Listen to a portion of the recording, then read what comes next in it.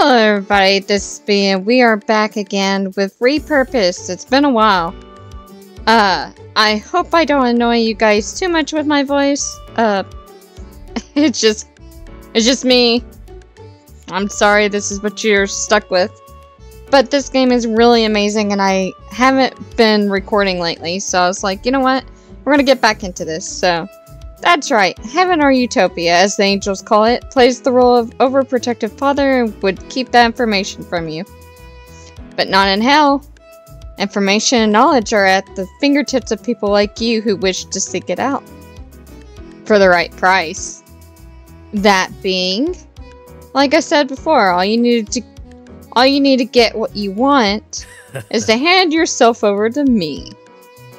Ah. To hell I mean. I'm just the escort who will take you there. Why didn't he just phrase it like that in the first place? So, what does that entail exactly? By relinquishing yourself to hell, you're given the biggest middle finger to Utopia and all its high and mighty ideals. Under Lucifer's creed, accept that we are all flawed, narcissistic creatures that desire to be bad in all the right ways to make their God angry. It doesn't necessarily make you a bad person, just one that likes to party. So what do you say, B? I need to think about it. Take your time, though. Word to the wise, hell can be pretty difficult to navigate without a friend. And it could take years, maybe decades, to get your death report. Even longer if you waste time failing to get into Utopia. It's hell after all. It'd be a disservice if we didn't make you suffer just a little bit. I see. That was kind of a bummer. Not knowing exactly how and why I ended up here has made the experience all the more devastating for me. How would I cope in the meantime if it did take years to finally get my death report? But consider it a signing bonus if you choose to come with me within the next few days. I'll be waiting in the hotel lobby to ferry the first batch of humans looking to leave. Hotel?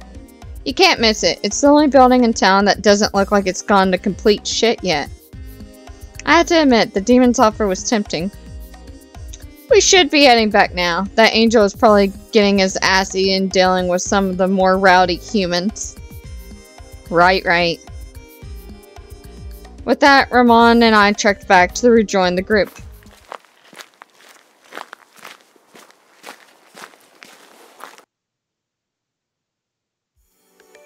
Seems like things had died down by the time we got back. Kaylee looked almost happy to see Ramon return, but soon his gaze panned over to me. Is that why you left? What a snake you are, and in this very garden no less. History likes to repeat itself, but I jest. I found her after I finished my phone call, wandering around aimlessly. Not much of a guardian angel now, are you? That's a completely different job from Shepherd. Ramon stifles a laugh with his palm while Kaylee continues to be annoyed by his antics. I don't quite understand why he felt the need to lie just now. Did he do it just to cover for me or for his own sake? Maybe he just wanted to ruffle Kaylee's uptight feathers. Still, seeing the way his grin peeks up the corners, barely visible from only this angle, I can't help but smile, too. I'm saying their names wrong, by the way, because it's been so long and I done forgot how to pronounce them. After a few more questions from the crowd and teasing from Ramon, Kaylee started to wrap things up. Well, no thanks to you. I was able to finish up the orientation for the day. Any humans that are interested in Utopia can make a line starting here so I can register you. A swarm of people crowded around Kaylee, practically drowning him. By the choir, have mercy! Oh, whoa, single file line if you can, please. Also, if I don't get to you today, I'm returning tomorrow. And all the people that want to party in hell, just head towards the one non-shitty looking hotel building in the city and ride the elevator down. Just like that feather brain, I'll be around tomorrow for the last minute stragglers as well. See you soon! Surprisingly, there was some people who walked out of the garden along with Ramon. There were also a few uncertain folks lingering where they stood as well. Namely, those three from earlier. Ah, jeez. This is all so much to take in. I don't know what to do. Well, I, for one, am going to Limbo. Huh? I thought you said you were going to follow the angel. Oh, for sure. I just want to see if I can scavenge some stuff while I'm down here. Plus, I'm just curious to see what it looks like. Learn as much as I can about this place and how it works before moving on. Same here, yo. I bet it's not even as bad as those two had hyped it up to be if this garden is anything to go off of. Let's check it out. I'm curious as well. Mind if I tag along? B, was it? Yeah, you could come with. Hooray! Hooray! The more the merrier, my dad always said. With that, we turned heels and made our way out of the garden. The four of us navigated through the garden for the exit. It was a bit tricky, almost maze-like, but Mitt suggested following the Murmurs of Hell group to find the exit. Once we were out of it, we were instantly met with a sight none of us were expecting.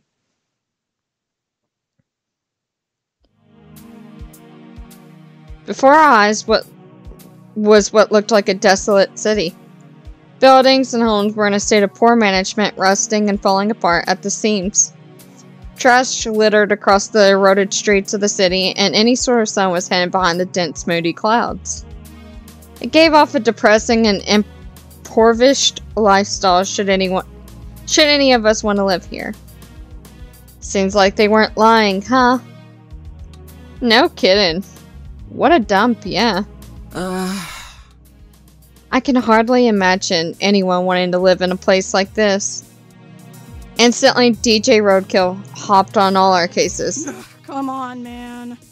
Hey, wait a minute. This? DJ Roadkill pointed behind themselves towards the rundown city. I literally used to live in a place not too different from this. Sure, it looks like a couple of riots came through, but I hardly call this place an habitable dump. Can't judge a book by its cover or some shit like that. I guess you have a point. With all the renovation, it'd be half as nice as where I used to live. You got me there. I mean, I found a few diamonds in the rough back in my day digging through my neighbor's garbage. My dad used to make furniture from trash. Were you poor too? Not really. My family is pretty well off middle class. The more bougie people in my neighborhood would just toss shit out without much care, so I would swipe any electronic appliances for my inventions. Wasteful fucks throwing perfectly good stuff away when they could have donated it. Right on. Honestly, I can't agree with that more, hence why I stole whatever I found useful. Well, can you really call it stealing if they don't want it anymore? I don't think so, but my dad almost got arrested for taking a table our neighbors were tossing away. That's dumb. It was pretty dark that night, and the table was really heavy that my dad knocked over all the trash bins. He tried to apologize by going to the backyard to wake them up through the bedroom window, but they didn't seem to appreciate it. I don't think anyone would, honestly. The fascinating tale of accidental trespassing aside, I noticed something. Hey, where'd Mintz go? Rosetta, DJ Roadkill, and I looked around and saw that Mintz had walked off into the city, waving a backhanded goodbye with her good hand. Aw, here I thought we were sticking together. I guess it's us three. Rosetta turned her head and DJ Roadkill had disappeared now too. They had scampered off to follow Mintz. They hollered at us. Let's split up and regroup later. Cover more ground and whatever. Without giving either of us word in, Mintz and DJ Roadkill's figures vanished into the streets. Rude. Aww. Sigh. It's just you and me, B. Promise you won't leave me either. I have a much better chance of survival tagging along with someone. We're in a completely unfamiliar and different realm of existence, after all. A partner at my side didn't sound so bad. Yeah, sure, why not? We can stick together for a while. Yay! Yay! Let's begin then. Or, let's begin. Oh my god, I can't read. Let's go then. Rosetta and I made our way through the city. For a fairly large town, it was pretty empty of citizens. The people we did come across didn't seem to want anything to do with us. Occasionally we saw something lurking around the corners inside buildings. But we kept our distance and went unnoticed. Still, Rosetta clung to my arm like at a moment's notice one of us would fall or lose sight of the other. Not to mention, she would practically lift me up when we ran from even the mildest of noises. Despite her demeanor, Rosetta was pretty fit from the way she hauled me around the distances. I asked her to pull over for a moment so we could take a breather. I was exhausted from all the exploring, so we looked to take shelter inside one of the abandoned stores. She took an overview of our surroundings and then audibly gasped, gripped my wrist once more as she led me into a small building. A restaurant? OMG! Oh, yeah. This place! It's an authentic 1920 Swedish Shakes Diner trademark establishment! How can you tell? I worked at one of the recreations of these restaurants. The recreations played up the retro vibe to 100 with checkers, neon and metal. But the first few diners were just simple, small family-run eateries in Northern California. Then in the 1970s, Henry Sweet sold the brand, and by the end of the 90s, there were Swedish Shakes on half the street corners in the US and parts of Canada. It was on the instructional 2-hour documentary featuring the 2-hour-long documentary feature employees were required to take a test on for their job. I know some jobs that have weird requirements to meet before applying, but that's just ridiculous. Beats needing past experience for an entry-level job at other places. And they gave me free popcorn to munch on during the movie. It was a little stale though. But I'm not gonna say no to free food. Fair enough, I guess. I took a seat at one of the booths. It wasn't particularly comfortable, and something was preventing me from resting my back against the cushions. Digging around, ripped open the leather, I found a set of keys hidden within it. These must be keys to the diner or something.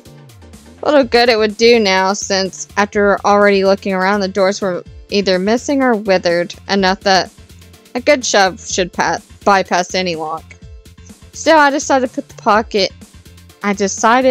to just pocket the keys for now. Maybe I can find some other use for them later. Rosetta skipped through the employees-only kitchen, and I could hear the rustle of metal and boxes being moved from there. I decided to rest my eyes for a bit. Dreariness starting to take over as my palms cradled my head over the table.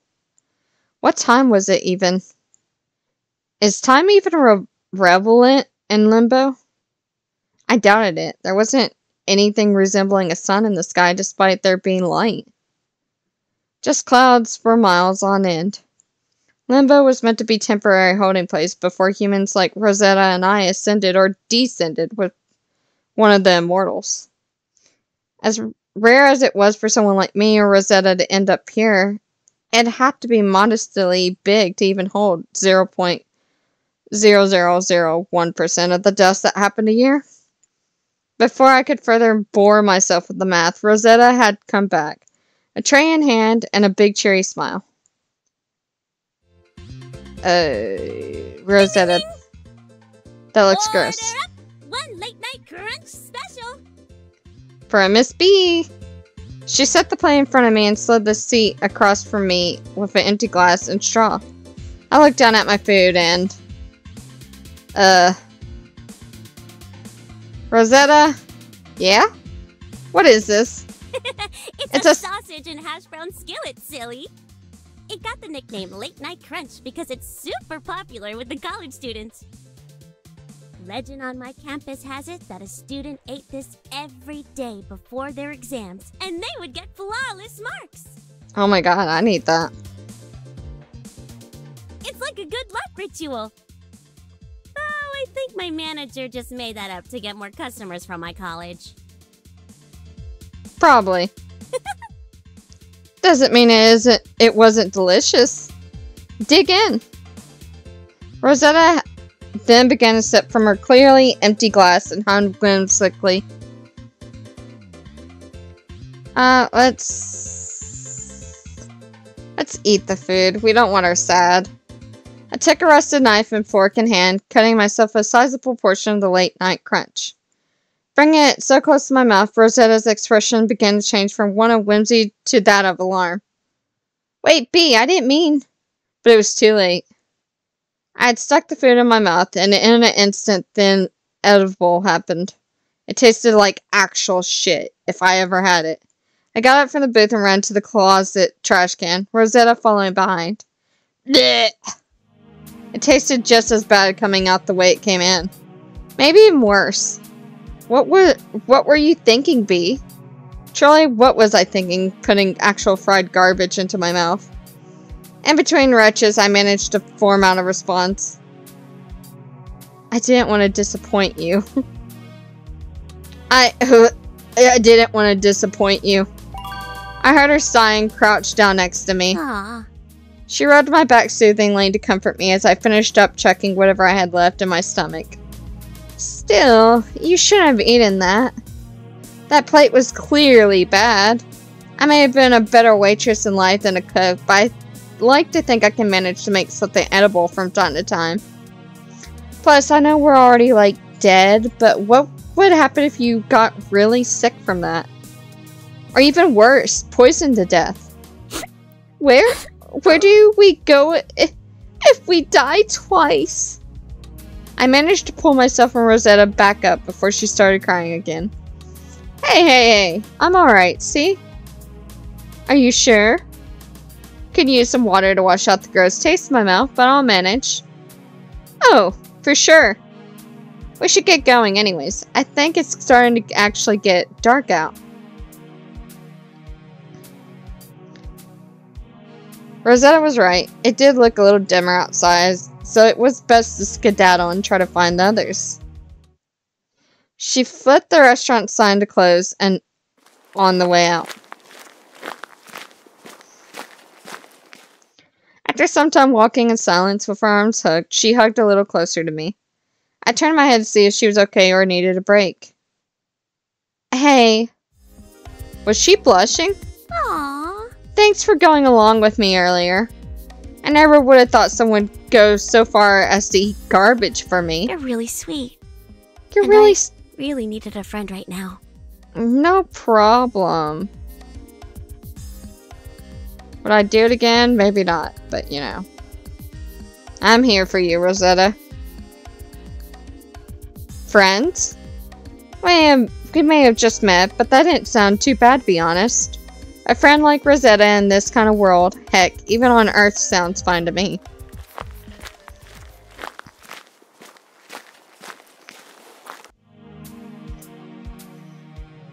Rosetta and I were in what looked like to be a town area. Like the buildings we explored before, most were inaccessible, empty, or had some shady-looking figures inhabiting them. All except the shopping mall center.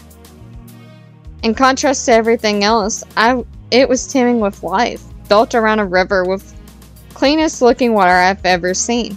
I knelt down and scooped some water into my hand to take a sip, thirsty from the wondering. It actually tasted pretty clean. It was cool and refreshing on my tongue, like I had taken a swig from a chill bottle of water. As tempting as it was to drink some more, I saw some residents taking a bath in the river a distance from us. So the invasive thought of people using the mall river with the same amount of respect as a community pool turned me off for now. Because, you know, people piss in those. While I was busy thinking about that, I ended up losing Rosetta, who had wandered off on her own. I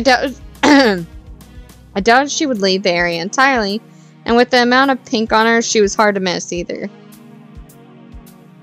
Most of the stores within the mall operated by trade instead of some form of currency. Being relatively new here, I didn't have much on me except for some keys I found back at Sweetie Shake's. Not that anything really pipped my interest per se. Except... Oh, come on! You gotta sell me that thing! That sounds like Mitts. I followed the sound of her voice and found her looking pretty cross at the vendor. From the looks of it, she was trying to buy something off the vendor and looking pretty desperate to convince him. Tut-tut, lady. This sweet robot toy we got goes for at least 3 juice boxes. Your Earth money is no good here, even if it's a crisp hundo. Paper money is as good as toilet paper in my domain. How about you just take the whole wallet? Is that enough? Hell am we supposed to do with a dinky wallet like that? Can't carry anything in it. But...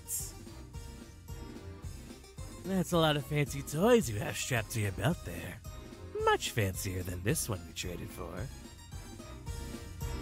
He nodded to her tool belt and reached to touch a hammer. Mitts took a step back. Back off, dude. You can't have any of my tools. If I gave you any of them, it would render the whole reason I wanted the toy pointless. Then we're done here. Scrap! Mitts did not look happy at all by this. All this for a silly kid's plaything?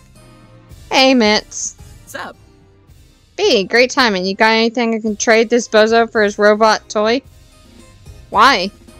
I need it so I can take it apart and use scrap to build myself a new hand. I'm right-handed and this incredible brain is useless without 2 functioning hands to tinker. Well, I got an idea or two on how you can put that pretty little head of yours to good work. Beg pardon? Uh-oh. Looks like Mitts was about to throw down with the vendor. He didn't seem too tough, pretty scrawny at that. Suddenly something grabbed me and Mitts by the back collar and lifted us inches off the ground. I looked behind me to see several tall, lily-white tank top men surrounding us. There a problem here? Want us to show him out, Mr. Hordes? Yes, fellas, if you would be so kind. These broke bitches don't have anything of value to trade with us. Dispose of them at once. Wait. Mitts looked over at me frantically for any kind idea on how to get the toy from the man. Let's offer the keys. It's a long shot, but how about some keys? I managed to reach into my pocket and pull out the keys, jingling them, hoping Hordes would be enticed. One of the men scoffed. What use would Mr. Hordes have for the... Hordes raised his hand and the man immediately silenced. We accept your offer. Wait, seriously? Even Mitts was surprised by this as Hordes wiped the keys from my hands and the men put us back down. Does thou judge our judgment? Foolish. As the king of this dump, we can find use in the most shitty of garbage. Like, those keys can make for a wonderful makeshift pair of brass knuckles. He punched at the air around him to demonstrate. Once he realized how silly he must have looked, he turned his usual ridiculously kingly composure and tossed the toy for Mitts to catch. Anyways, here's the robot. It's all yours. I got bored of it weeks ago. Now beat it. We did just that, and the whole time Mitts was just beaming with energy while already taking apart the toy. Thank you so much! Aww. I promise, if you're in Haven Home, I'll make it up to you. Hey, it's no problem. I thought those keys would have come in handy since traditional door locks are obsolete here. Would have made a decent weapon like the guy said. She then swooped in and gave me a great big hug. A really, really tight hug. Like, I think my lungs are collapsing. Mitts? I need air. 3 more seconds. 1, 2, 3. She let go and the air never tasted so good. Oh, come on, you big baby. I wasn't even using half my strength. If that's only half, I don't want to experience you at full power. Only if you ask nicely. She laughed and I blushed. Mitz was pretty strong and I bet she could break me in half if she really wanted to. You know, even if those guys were pretty huge, I bet you could have taken them on solo. Maybe if there was just 1 or 2, but we were pretty outnumbered. And I really don't like having to use these sweet muscles for anything other than hauling machinery, or as last resort. As easy as it is to brute force my way to a solution, I'm an innovator, not an instigator. Though I'm glad you came in clutch back there, hon. So, thanks. I owe you one, B. I'll keep that in mind if I need a hand down the line. Wait. Funny. Oh, haha. Very funny. That was an accident, I swear. Haha, you bitch. Sure it was. Mitz giggled at my attempt to save face, so I decided to change subject. You're an engineer or something? A robotics engineer, specifically, but I've dabbled into other sciences too, like IT. What kind of stuff have you made? Her eyes light up. I may have died at age 25, but ever since I was a teen, I've been building and innovating tech. Like when I was 14 and still in the egg. I was super into skateboarding, but the homophobic kids in my neighborhood never wanted to play with me. So I made myself a functioning hoverboard to one-up my neighbors. I was still young, so I didn't exactly know how to make it energy efficient. So it took a whole week to charge for less than an hour of play. But the look on those fuckboys getting shredded by the neighborhood twink was well worth the grounding my dad gave me when the power bill came in. That's amazing, Mitz. Mitz instantly blushed for my praise. After that, Mitz and I continued to browse the mall to see what we could find.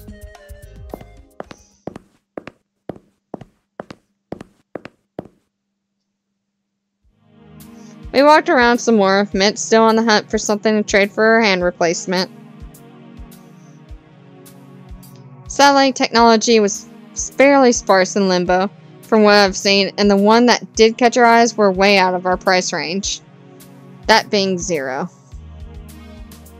In the hindsight, we should have expected that. I feel like I'm in the 1800s. Hopefully Haven Homes, at least in the 90s. I'd even take the 80s or 70s. I'm that desperate. Rosetta mentioned that one of the buildings we inspected was an original diner from the 1920s. So I doubt there's anything too modern to be found. Figures, I saw some folks dancing to Louis Armstrong around the gramophone earlier with Roadkill. Speaking of them, where are they? Don't know, last time I saw them they scampered off to join those people dancing around the phone. Gotta make sure. You should probably look for them. Earlier we ran into someone that was a fan of theirs and would let us crash at her place for the night while we all figure out what we want to do. DJ Roadkill has a fan here? What are the odds of an encounter like that? About 0.00037%. I did the math in my head when it happened. When I was cautious about the 1 in a billion, it's a better option than possibly getting jumped in our sleep by someone or something dangerous. That makes sense. Where did you say this group of Louis Armstrong stands were? In the parking lot area east from here. It's where we came in from. I think Rosetta and I came in from the main west entrance. Where is she now? She got distracted and wandered off. I'm sure she's still floating around here somewhere. Good, I'll track her down and we can all regroup then. I nodded and headed towards the east entrance of the shopping center. It seems like the Louis Armstrong worshippers had left with the record still playing. Shame, I actually kind of wanted to see that. I took a few steps into the parking lot when I heard someone call out for my attention. Hey! Yes? They made those noises someone makes when you're trying to beckon a cat your way. I made my way over to them. DJ Roadkill, was it? DJ Roadkill, DJ RK, yada yada yada. Whatever works best for you. I know it can be a mouthful.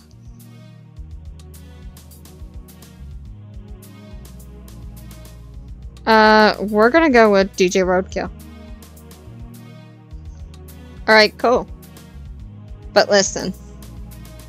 I managed to get the four of us a place to sleep for the night. I'm hoping y'all would hear me out about what I had in mind before trying to split ways. That's right, DJ Roadkill was the person who wasn't fond of the options Ramon and Kaylee gave. But we can talk about that together later. Right now, I totally gotta show you the place we're gonna stay at. Where is it? You'll see soon enough. So, I followed DJ Roadkill as they merely led the way to the supposed place. And unfortunately, we're gonna have to end the video here. So, I hope you guys enjoyed. And we'll see our apartment in the next video. Or not apartment, but place we're staying in the next video. Bye-bye.